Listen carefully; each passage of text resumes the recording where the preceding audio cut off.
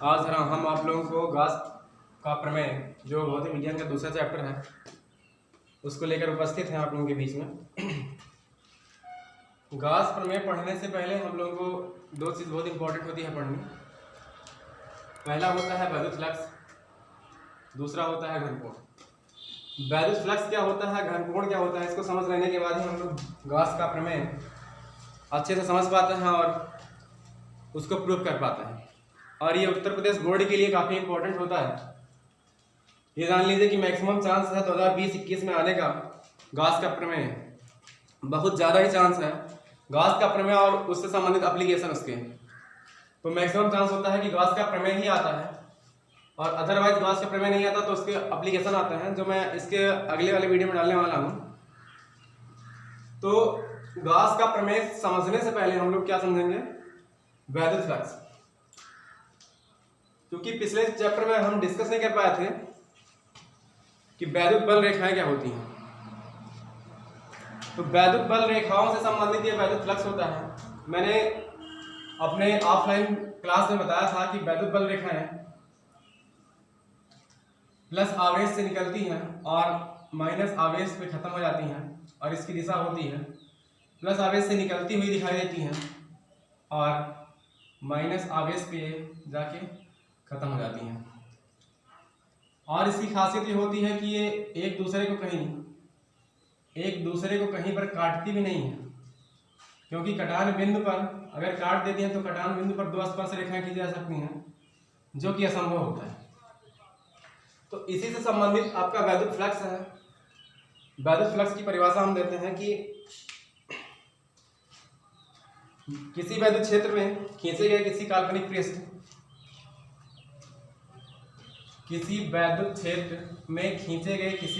पृष्ठ से अभिलंबवत गुजरने वाली बल रेखाओं की संख्या ही वैद्युत फ्लक्स कहलाती है। एक बार फिर से सुन लीजिए, किसी वैद्युत क्षेत्र में खींचे गए काल्पनिक पृष्ठ के अभिलंबवत गुजरने वाली वैद्युत बल रेखाओं की संख्या ही वैद्युत फ्लक्स कहलाती है। बेसिकली हम वैद्युत फ्लक्स का फार्मूला डेराइव नहीं करते हैं यहाँ पे, उसका यूज भी नहीं हो, डेरिवेशन का यूज नहीं होता है, बल्कि सिर्फ ये होता है कि हम उसके फार्मूले का यूज करते हैं गॉस प्रमेय में। तो उसके डेरिवेशन का यूज इंटर बेसिस पे नहीं होता है।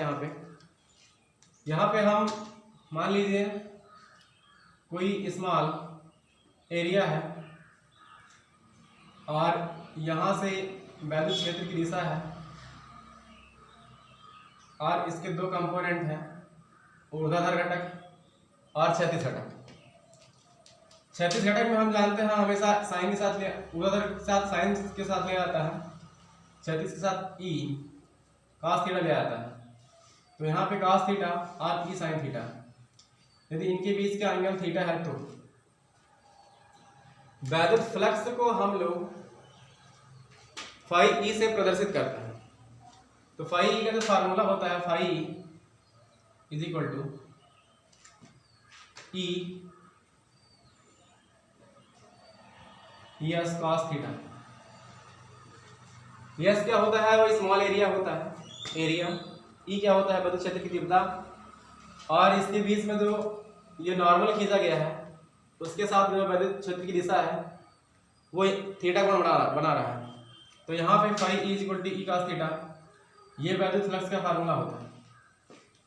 अगर हम स्मॉल एरिया के लिए कहें, अर्थात यदि ds को हम s को ds कह दें, तो हमको यहाँ छोटे एरिया के लिए जो वैद्युत फ्लक्स मिलेगा वो d phi E is equal to E ds cos theta, ds cos theta. ये फार्मूला वैद्युत फ्लक्स का ही है, बस ये स्मॉल एरिया के लिए यूज किया जाता है। तो इसको हम नोट डाउन कर लेंगे कि वैद्युत फ्लक्स क्या होता है। तो किसी वैद्युत क्षेत्र में खींचे गए किसी काल्पनिक पृष्ठ से अभिलंबवत गुजरने वाले वैद्युत बल रेखाओं की संख्या ही वैद्युत फ्लक्स कहलाता है। दूसरी हेडिंग हमको पढ़ना है कि घनकोण क्या है। तो घनकोण तो हम लोग 9 से सुनते आ रहे हैं कि घनकोण होता है और उसका मात्रक जो होता है वो स्टेरेडियन होता है। यहाँ पे हम घनकोण का जो फार्मूला होता है उसको बताएंगे और उसके अगले स्टेप में हम गॉस का प्रमेय सिद्ध करेंगे। गॉस का प्रमेय और उसका स्टेटमेंट क्या होता है। स्टेटमेंट लिखने के बाद किसी भी चीज़ का प्रूफ लिखा जाता है, प्रूफ किया जाता है उसको। तो घन कोण क्या होता है? तो घन कोण की परिभाषा होती है किसी गोलीय पृष्ठ का क्षेत्रफल गोले के केंद्र पर जितना कोण अंतरित करता है उसे घन कोण कहते हैं। फिर से सुन लीजिए, किसी गोलीय पृष्ठ का क्षेत्रफल गोले के केंद्र पर जितना कोण अंतरित करता है उसे हम घन कोण कहते हैं और इसे ओमेगा से प्रदर्शित किया जाता है। इसे ओमेगा से प्रदर्शित किया जाता है। मान लीजिए एक गोला है, एक गोला और उसमें एक स्मॉल पार्ट छोटा सा काट लिया गया है और वो अपने केंद्र पर ये जो एंगल दिख रहा है इसी एंगल को हम घन कोण कहते हैं। ये स्मॉल एरिया की वजह से, मान लो ये एरिया ds है, तो इसकी वजह से, इस एरिया की वजह से जो हमें इसके केंद्र पर ऊपर जो हमें कोण मिलता है वही क्या कहलाता है? घन कोण कहलाता है। इसको अगर हम बाहर निकाल के दिखाएं तो ये हो जाएगा कुछ इस तरह से हो जाएगा। ये स्मॉल एरिया है जिसका नाम हम ds देते हैं और यहाँ पर एक बिंदु P है और ये क्षेत्र E है और यहाँ से एक नॉर्मल खींच देते हैं n, ये O है और ये आपका d ओमेगा है। हम d ओमेगा एक छोटा सा पार्ट लेते हैं घन कोण का। अगर इस पूरे धीरे धीरे पूरे पार्ट को हम मिला देते हैं तो ये पूरा पूरा जो ओमेगा बनता है वो पूरा पूरा घन कोण बन जाता है। तो घन कोण का जो फार्मूला होता है, यहाँ से d ओमेगा बराबर ds cos थीटा बटे r स्क्वायर होता है। क्योंकि यहाँ मान लिया जाता है कि ये दूरी O से जो दूरी है P की वो r मानी जाती है। r O से P की दूरी r है। तो ये दो फार्मूले हैं, एक तो वैद्युत फ्लक्स का d phi equal to e ds cos theta और दूसरा फार्मूला घन कोण का है d omega equal to ds cos theta बटे r स्क्वायर। तो अब हम इसके बाद पढ़ेंगे वैद्युत फ्लक्स, गॉस का प्रमेय। वैद्युत फ्लक्स पढ़ लिए हम लोग और घन कोण पढ़ लिए। ये जो d ओमेगा है वो छोटा सा कोण है, घन कोण जो है वो पूरा का पार्ट नहीं है, उसका पूरा पार्ट नहीं है। अगर हम पूरा घन कोण निकालें तो इसका इंटीग्रेशन हम लोग जानते हैं कि इसका इंटीग्रेशन क्या आता है। तो ये हो जाएगा d omega is equal to ds cos theta बटे r स्क्वायर। और प्रयोग के आधार पर हम लोग इसका मान पाए हैं कि ये 4 पाई के बराबर होता है। और d ओमेगा को अगर इंटीग्रेशन करेंगे तो सीधे सीधे ये हमको ओमेगा अर्थात पूरा घन कोण मिल जाएगा। और जो 4 पाई के बराबर होता है omega equal to ds cos theta बटे r स्क्वायर और ये किसके बराबर होता है? 4 पाई के। तो ये चीज नोट डाउन कर लीजिए आप सभी लोग। सबसे पहले तो वैद्युत फ्लक्स क्या है मैंने परिभाषा बताई और इसका formula d phi e ds cos theta. उसके बाद हमने बताया घन कोण सॉलिड एंगल क्या होता है। तो स्मॉल एरिया अगर किसी गोले का काटा गया है जो, और वो अपने केंद्र पर जो कोण अंतरित करता है वही घन कोण होता है। और d ओमेगा का जो फार्मूला होता है ds cos थीटा और बटे r स्क्वायर। r क्या है? यहाँ से यहाँ की त्रिज्या है, उस गोले की त्रिज्या है और वो नॉर्मल के साथ जो एंगल बना रहा है क्षेत्र के साथ वो थीटा है और केंद्र से उस बिंदु की दूरी r है। उसके बाद अगली हेडिंग जो आती है वो हम पढ़ेंगे गॉस का प्रमेय। तो गॉस का प्रमेय क्या होता है, उसका स्टेटमेंट क्या होता है, उसको सबसे पहले हम लोग जानेंगे गॉस का स्टेटमेंट क्या है। तो गॉस का प्रमेय यहाँ पर ये जान लेना भी आवश्यक है। वैद्युत फ्लक्स कितने प्रकार का होता है वैद्युत फ्लक्स। तो अभी भी हम लोगों ने जो भी वैद्युत फ्लक्स पढ़ा है उसमें मैं बता रहा था कि वैद्युत बल रेखाएं प्लस आवेश से निकलकर माइनस आवेश पे खत्म होती हैं। तो उसी के आधार पर वैद्युत फ्लक्स भी दो प्रकार का होता है, एक धनात्मक वैद्युत फ्लक्स और दूसरा ऋणात्मक वैद्युत फ्लक्स। ऋणात्मक वैद्युत फ्लक्स। धनात्मक वैद्युत फ्लक्स क्या होता है कि किसी पृष्ठ से वैद्युत बल रेखाएं निकलती हैं, अगर निकल रही हैं वहां से वैद्युत बल रेखाएं, किसी भी पृष्ठ से वैद्युत बल रेखाएं अगर निकल रही हैं तो ऐसे बल रेखाओं को हम धनात्मक वैद्युत फ्लक्स कहते हैं। और यदि किसी पृष्ठ पर वैद्युत बल रेखाएं जाके समाप्त हो रही हैं तो ऐसे फ्लक्स को हम लोग ऋणात्मक वैद्युत फ्लक्स कहते हैं। धनात्मक वैद्युत फ्लक्स क्या होता है कि अगर किसी पृष्ठ से वैद्युत बल रेखाएं निकल रही हैं तो उसको हम लोग धनात्मक वैद्युत फ्लक्स कहते हैं। और ऋणात्मक वैद्युत फ्लक्स अगर किसी पृष्ठ पे जाके वैद्युत बल रेखाएं समाप्त हो रही हैं तो उसको हम लोग ऋणात्मक वैद्युत फ्लक्स कहते हैं। इसके बाद आता है गाउस का प्रमेय। तो गाउस का प्रमेय क्या है, उसको हम लोग कैसे प्रूफ करते हैं और उसका कथन क्या है। सबसे पहले किसी भी प्रूफ का कथन ही लिखा जाता है, तो लिखता है कथन। गाउस का प्रमेय का जो कथन है, स्टेटमेंट,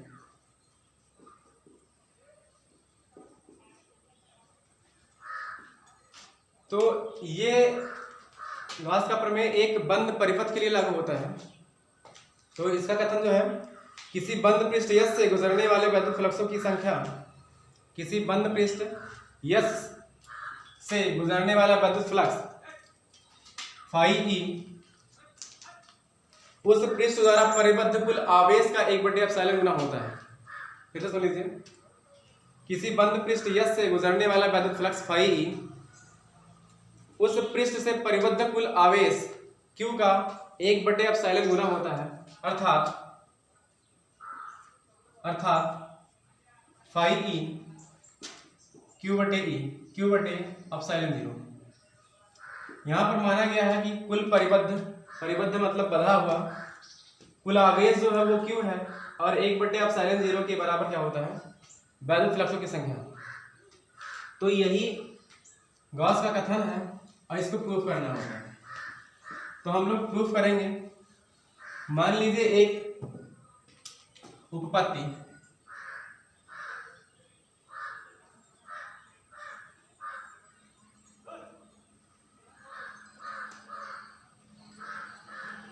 प्रूफ में मान लीजिए एक बंद परिबद्ध क्षेत्र है, ये पूरा क्षेत्र यस है और यहाँ पर एक बिंदु O है। इस यस में कोई भी बिंदु O है जिस पर एक आवेश प्लस Q है और एक छोटा सा क्षेत्र हमने मान लिया ds, और ds क्षेत्र में एक बिंदु P है जहां पे वैद्युत फ्लक्सों की संख्या निकालनी है हमको। तो इस ds की वजह से बिंदु P पर जो वैद्युत फ्लक्सों की संख्या निकालनी है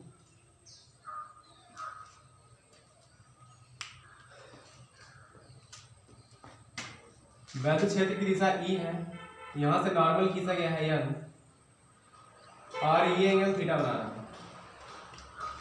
ये आपका कोण है जिसको हम डी ओमेगा कहते हैं, घन कोण। फिर से सुनिए, ये यस एक बंद परिपथ है जिसके एक बिंदु पर O है और बिंदु O पर Q आवेश है और ये जो क्षेत्र ds है, स्मॉल क्षेत्रफल लिया गया है ds, जो केंद्र पर डी ओमेगा कोण घन कोण अंतरित करता है। तो हम सबसे पहले जानते हैं कि वैद्युत फ्लक्सों की संख्या, formula D phi E is equal to E D S cos theta. अभी हम लोग पहले पढ़ चुके हैं वैद्युत फ्लक्सों की संख्या का फार्मूला होता है, वैद्युत फ्लक्स का जो फार्मूला होता है D phi is equal to E D S cos theta. ये किसके लिए हम निकालेंगे? बिंदु P से ds पृष्ठ से निकलने वाले फ्लक्सों की संख्या। बिंदु P से कहेंगे कि बिंदु P से ds पृष्ठ से निकलने वाले, ds पृष्ठ से निकलने वाले, पृष्ठ से निकलने वाले फ्लक्सों की संख्या, फ्लक्सों की संख्या। तो ये हो जाएगा D phi is equal to E D S cos theta. चूंकि ये स्मॉल एरिया लिया गया है ds का जो एरिया है वो ये है, जो डॉटेड में कर रहा हूँ वो स्मॉल एरिया है, ही है ds। यहाँ से होकर बिंदु P से निकलने वाले वैद्युत फ्लक्स की संख्या D phi is equal to E D S cos theta. क्योंकि हम लोग जानते हैं कि वैद्युत क्षेत्र की तीव्रता का फार्मूला होता है E is equal to 1/4 pi epsilon 0 के और Q बटे R स्क्वायर। तो वैद्युत क्षेत्र की तीव्रता का ये फार्मूला हम लोग इस फार्मूला में रख देंगे। तो यहाँ से हमको मिलेगा 1/4 पाई एप्सिलॉन 0 के Q बटे R square into DS cos theta. तो ये हो गया आपका D phi E is equal to 1/4 pi epsilon 0 के Q बटे R square D S cos theta. यहाँ से अगर हम D phi E is equal to 1/4 pi epsilon 0 के Q को यहाँ से बाहर कर दें और लिख दें डी एस कॉस थीटा बटे R स्क्वायर। तो अभी हमने पढ़ाया था कि जो घनकोण का फार्मूला होता है D omega is equal to D S cos theta बटे आर स्क्वायर। इसका मतलब ये है कि डी एस कॉस थीटा बटे आर स्क्वायर के स्थान पे हम डी ओमेगा का यूज कर सकते हैं। तो 1/4 पाई एप्सिलॉन 0 के यहाँ से हमको मिल जाएगा क्यू के साथ में डी ओमेगा। कारण में लिखेंगे कि चूंकि D omega is equal to D S cos theta बटे आर स्क्वायर। तो ये स्मॉल एरिया ds के लिए लिया गया था। ds एक स्मॉल एरिया है इस पूरे सिस्टम का। यहाँ से वैद्युत फ्लक्सों की संख्या निकाल लिए। अगर हम पूरे यस क्षेत्र के लिए, पूरे इस बंद परिपथ के लिए हम निकालना चाहें तो हमको इसके लिए इंटीग्रेशन करना पड़ता है। इंटीग्रेशन करने के से हमको क्या मिल जाता है, उस पूरे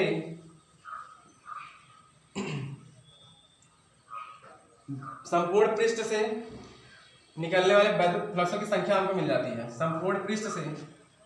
इसलिए हम कहेंगे, यहाँ पे थोड़ा जगह नहीं है, यहाँ पे लिख देते हैं। इसलिए संपूर्ण पृष्ठ से निकलने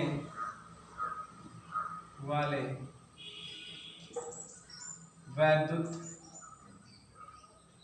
फ्लक्सों की कुल संख्या बराबर क्या हो जाएगी, integration D phi E is equal to integration of 1/4 pi epsilon 0 के और क्यू के साथ डी ओमेगा। यहाँ हम वायु या निर्वात के लिए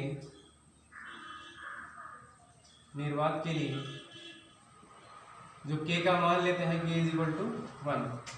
तो यहाँ से हमको संपूर्ण वैद्युत फ्लक्स फाई ई मिल जाता है इज इक्वल टू, यहाँ से हमें मिलता है देखिए जो कांस्टेंट चीज टर्म होते हैं उसका ना तो अवकलन किया जाता है और ना ही समाकलन किया जाता है, इसलिए उस चीज को हम उस पूरे पार्ट को हम बाहर निकाल लेते हैं। तो यहाँ से हो जाएगा 1/4 एप्सिलॉन 0 एप्सिलॉन 0 और यहाँ से Q integration of D omega, यहाँ से हमको इंटीग्रेशन ऑफ डी ओमेगा मिल जाएगा। और चूंकि हमने अभी अभी पढ़ा है कि 1/4 एप्सिलॉन 0 क्यू क्या पढ़ा है कि डी ओमेगा का जो मान होता है इंटीग्रेशन ऑफ डी ओमेगा घन कोण में, उसका मान अभी कुछ समय पहले मैंने लिखा था 4 पाई कि इंटीग्रेशन ऑफ डी ओमेगा जो पूरा मान होता है घन कोण का वो 4 पाई के बराबर होता है, तो उसके स्थान में 4 पाई रख दिया गया। अब यहाँ से 4 पाई कैंसिल आउट हो जाता है, तो हमको मिलता क्या है इसका result phi E is equal to Q by epsilon 0। और यही गॉस का प्रमेय है। एक बार फिर से हम समझा देते हैं कि एक बंद पृष्ठ है यस, जिसके किसी बिंदु पर एक बिंदु है वो कहीं पर भी है और उसी वो बिंदु पर एक आवेश है प्लस क्यू, एक स्मॉल एरिया ds लिया गया है जो अपने केंद्र पर उसके केंद्र पर डी ओमेगा कोण अंतरित करता है। बिंदु P से निकलने वाले वैद्युत फ्लक्सों की संख्या हमको निकालनी है। बिंदु P पर वैद्युत फ्लक्सों की संख्या निकालनी है हमको, तो उसके लिए फ्लक्सों की संख्या का फार्मूला होता है d phi is equal to ds cos theta. हमने उसको रख दिया। E वैद्युत क्षेत्र की तीव्रता का फार्मूला होता है, तो E is equal to 1/4 epsilon 0 के q बटे r स्क्वायर होता है, उसको मैंने रख दिया यहाँ पे। फिर थोड़ा सेट किया गया है 1/4 एप्सिलॉन 0 के q, मैंने q को हटा के यहाँ ds cos थीटा बटे r स्क्वायर लगा कर दिया, या r स्क्वायर इसके नीचे लिख दिया। तो ds cos थीटा बटे r स्क्वायर जो होता है वो घनकोण का फार्मूला होता है, तो ds cos थीटा बटे r स्क्वायर के स्थान पे हम d ओमेगा का यूज कर सकते हैं, तो इसलिए ds cos थीटा बटे r स्क्वायर के स्थान पे d ओमेगा रख दिया गया। तो यहाँ से d phi is equal to 1/4 epsilon 0 के की d ओमेगा मिल गया हमको। यहाँ से हम क्या है ये स्मॉल एरिया के लिए निकला था सिर्फ ds के लिए, अगर हम पूरे पृष्ठ के लिए निकालें तो इसलिए संपूर्ण पृष्ठ से निकलने वाले वैद्युत फ्लक्सों की संख्या कुल संख्या जो हो जाएगी वो integration of D phi is equal to integration of 1/4 epsilon 0 के की डी क्यू के साथ डी ओमेगा। हमने कहा वायु अथवा निर्वात के लिए तो k का परावैद्युतांक का जो मान होता है वो 1 होता है, इसलिए k के स्थान पे 1 ले लिया गया। तो हमको मिल गया phi is equal to 1/4 epsilon 0 के Q integration of D omega. क्योंकि ये सारे टर्म कांस्टेंट इसको बाहर कर लिया गया है, इसलिए डी ओमेगा का ही इंटीग्रेशन होना है। और अभी अभी हम लोगों ने क्या पढ़ा था कि घन कोण का जो फार्मूला होता है इंटीग्रेशन ऑफ डी ओमेगा, उसका मान जो होता है 4 पाई होता है, तो उसके स्थान पे मैंने 4 पाई रख दिया और 4 पाई से 4 पाई कैंसिल आउट हो गया। तो फाई जो इस संपूर्ण पृष्ठ का वैद्युत फ्लक्स है फाई वो किसके बराबर होगा, phi is equal to Q बटे एप्सिलॉन 0। तो यहाँ से सिद्ध होता है कि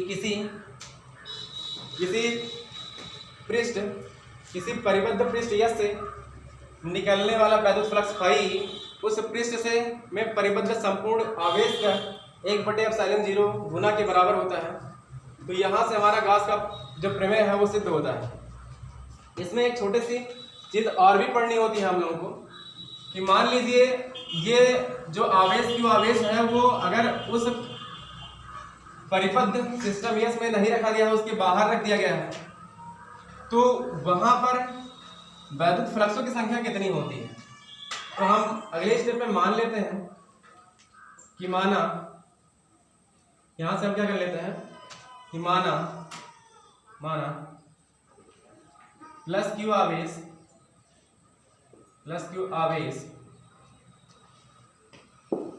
माना प्लस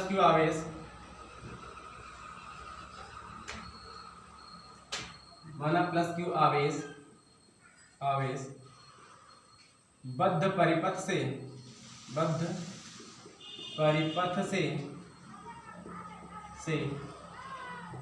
बाहर रखा गया है तो ऐसी कंडीशन में क्या हो जाएगा कि मान लो वो बिंदु O यहाँ पर स्थित है और इस पर प्लस क्यू आवेश है, और यहां से ये 2 बार एरिया बनाएगा। एक बार तो इस पृष्ठ पर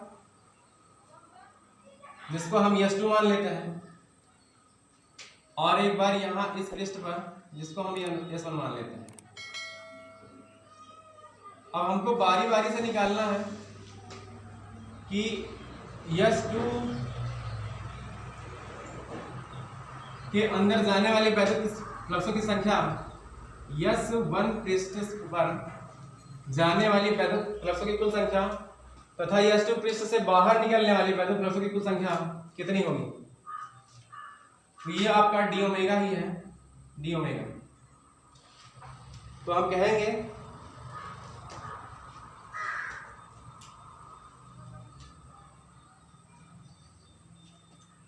देखिए इसमें भी प्लस क्यू आवेश द्वारा परिपथ से बाहर रखा गया है। तो ये यहां पर जो एंगल बना रहा है वो डी ओमेगा बना रहा है। अब हम बारी बारी से निकालेंगे S1 पृष्ठ पर प्रवेश करने वाली वैद्युत फ्लक्सों की संख्या तथा S2 पृष्ठ से बाहर निकलने वाली वैद्युत फ्लक्सों की कुल संख्या। तो चूंकि हम जानते हैं कि वैद्युत फ्लक्सों की संख्या का फार्मूला था d phi e is equal to 1/4 epsilon 0 के q बाई डी ओमेगा। अभी हम लोगों ने निकाला है इतना डी ओमेगा। ये फार्मूला कब आया था, जब ई का मान रख दिया गया था, तब 1/4 एप्सिलॉन 0 के मैंने के ले लिया है क्यू डी ओमेगा, यहाँ पर ये मान निकल गया। उसके बाद हम क्या करते हैं कि एक बार S1 पृष्ठ में प्रवेश करने वाले वैद्युत फ्लक्सों की संख्या निकालते हैं और फिर एक बार S2 पृष्ठ से बाहर निकलने वाले वैद्युत फ्लक्सों की संख्या निकालते हैं और इसका रिजल्टेंट निकालते हैं। रिजल्टेंट जो हमको मिलता है परिणामी, तो परिणामी वैद्युत फ्लक्सों की संख्या हमको शून्य मिलती है, इसलिए क्योंकि अभी वैद्युत फ्लक्स हमने दो प्रकार का टाइप का पढ़ाया है, एक धनात्मक वैद्युत फ्लक्स और दूसरा ऋणात्मक वैद्युत फ्लक्स। तो धनात्मक वैद्युत फ्लक्स क्या होता था कि वो पृष्ठ से बाहर की ओर निकलता था और ऋणात्मक वैद्युत फ्लक्स क्या होता था कि वो पृष्ठ के अंदर समाप्त हो जाता था, अर्थात खत्म हो जाता है उस पृष्ठ पे आके और उसके अंदर जाते हुए प्रतीत होता है। तो यहां से अगर हम S1 पृष्ठ के लिए वैद्युत फ्लक्सों की संख्या निकालें तो S1 पृष्ठ में प्रवेश करने वाले फ्लक्स देखेंगे, S1 पृष्ठ में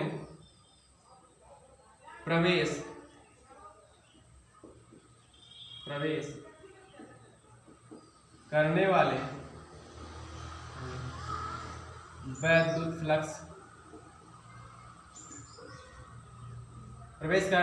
फ्लक्स इसको मान लेते हैं हम कि E1 है, तो ये हो जाएगा d phi E1 is equal to 1/4 pi epsilon 0 के, यहाँ पे के नहीं लिया जा रहा, इसका मान एक मान लिया गया Q के साथ में डी ओमेगा।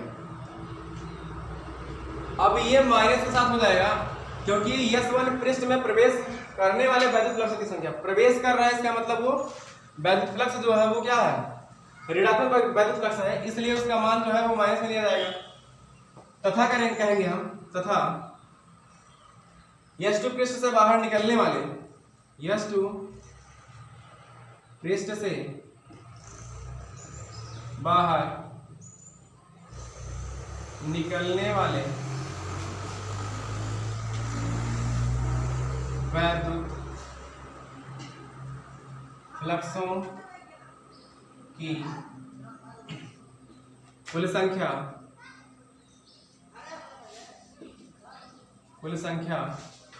ये इसको मान लेते हैं हम E2, तो d phi E2 हमको मिल जाएगा 1/4 पाई एप्सिलॉन 0 q/d ओमेगा। देखिए S2 पृष्ठ से बाहर निकलने वाले वैद्युत फ्लक्सों की कुल संख्या 1/4 पाई एप्सिलॉन 0 के q d ओमेगा। यहाँ से ये चीज प्लस में ली गई है, इसलिए लिया गया है क्योंकि वहां से वैद्युत फ्लक्स जो है बाहर निकल रहे हैं और वैद्युत फ्लक्स बाहर निकलते हैं पृष्ठ से तो वो धनात्मक वैद्युत फ्लक्स ले जाते हैं, इसलिए यहाँ पर माइनस नहीं लगा। यहाँ पे माइनस लगने का सिर्फ वही कारण है कि वैद्युत फ्लक्स S1 पृष्ठ में प्रवेश कर रहे हैं और प्रवेश कहाँ करते हैं, जब वैद्युत फ्लक्स निगेटिव होता है अर्थात ऋणात्मक वैद्युत फ्लक्स होता है, इसलिए यहाँ पे माइनस आया। अब हम परिणामी वैद्युत फ्लक्स निकालेंगे, इसलिए कुल वैद्युत फ्लक्स, इसलिए कुल वैद्युत फ्लक्स ये हो जाएगा, इसको मान लेते हैं फाई ई है, तो यहाँ से phi E1 D phi E1 plus D phi E2 जुड़ जाएगा। यहाँ से डी फाई E1 का मान और डी फाई E2 का मान यहाँ से उठा के हम लोग रख देते हैं, तो डी फाई E1 का मान -1/4πε0 क्यू डी ओमेगा है, तथा डी फाई E2 का मान 1/4πε0 के साथ में क्यू डी ओमेगा है। तो ऐसे रखते हैं, तो यहाँ से आता है माइनस के साथ 1/4πε0 क्यू के साथ में डी ओमेगा और प्लस में 1/4πε0 क्यू के साथ में डी ओमेगा। और चूंकि सेम राशियां हैं, ये भी 1/4πε0 क्यू डी ओमेगा और ये भी 1/4πε0 क्यू डी ओमेगा, और एक राशि प्लस में है एक माइनस में, इसलिए कैंसिल आउट हो जाएगी। और यहाँ पे जो हमको परिणामी वैद्युत फ्लक्स मिलेगा phi E is equal to क्या मिल जाएगा 0। अर्थात इसका मतलब क्या हुआ कि अगर हम किसी बद्ध परिपथ से बाहर आवेश रखते हैं किसी भी बिंदु पर, तो उसका परिणामी वैद्युत क्षेत्र की वैद्युत फ्लक्स की जो संख्या होती है, परिणामी वैद्युत फ्लक्स की जो संख्या होती है वो शून्य आता है। बस आज का वीडियो यहीं तक हम बना रहे हैं, और नेक्स्ट वीडियो में हम गॉस के प्रमेय का एप्लीकेशन पढ़ाएंगे, वो भी, और ये गॉस प्रमेय दोनों काफ़ी इंपॉर्टेंट है। हर साल गॉस का प्रमेय या तो उसका एप्लीकेशन आता है या तो गॉस का प्रमेय आता है। मुझे लगता है कि 2020 में और 21 में गॉस का प्रमेय है वो आने के मैक्सिमम चांस है, बहुत ज़्यादा चांस है, इसलिए आप लोग इसको तैयार कर लीजिएगा बहुत बढ़िया ढंग से। और कमेंट में अगर बता दिया जो भी अगर कहीं भी समस्या हुई है, मान लीजिए हम नहीं समझ रहे हैं कि अगर लाइव क्लास चलता होता तो बच्चे पूछते होते कि सर यहाँ पे समझ नहीं आया, हमको समझ में नहीं आया या कुछ भी, तो अगर ऐसी कुछ भी चीज़ें हैं तो कमेंट में आप लोग बता देंगे, तो उसमें उसको हम बताने का पूरा भरसक प्रयास करेंगे और नया वीडियो बना के उसको डाल देंगे कि हाँ जो भी समझ में नहीं आएगी उसको क्लियर कर देंगे हम। तो बहुत बहुत धन्यवाद आप लोगों को हमारा वीडियो देखने के लिए, और हम चाहेंगे कि हमारा वीडियो लाइक कर दीजिए, सब्सक्राइब कर दीजिए और शेयर कर दीजिए। धन्यवाद।